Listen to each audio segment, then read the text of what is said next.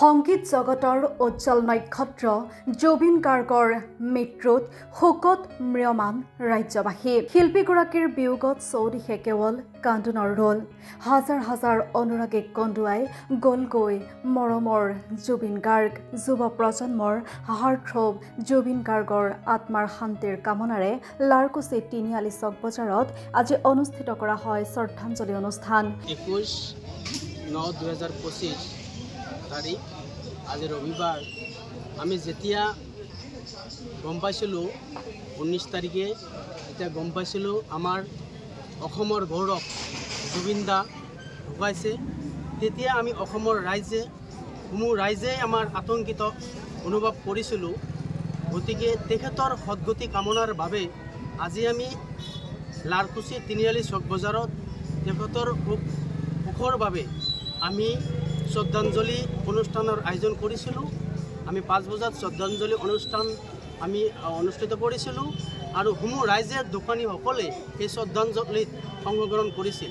জুবিন গাৰ্গক সন্মান জনাই আজি পুৱা 6 বজাৰ পৰা সন্ধিয়া 5 বজালৈ সকলো ধৰণৰ ব্যৱসায়িক প্ৰতিষ্ঠান বন্ধ ৰখা বুলি বজাৰ কমিটিৰ কৰ্মকৰ্তাসকলে জানিবলৈ দিয়ে।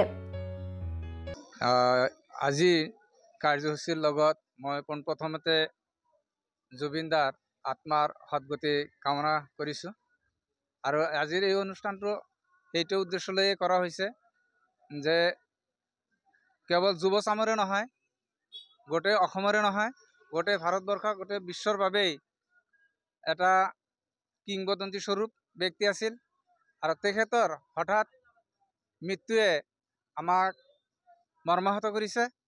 আমি তেনে এক ধৰ্মাত্মক সকলোৱে ভালপোৱা আত্মাক যাতে স্ৰষ্টাই ভাল জাগা দিয়ে তাকে উদ্দেশ্য কৰি ৰাখি আমি আজিৰ এই শ্ৰদ্ধাঞ্জলি অনুষ্ঠানত সকলোৱে একত্ৰিত হৈছোঁ।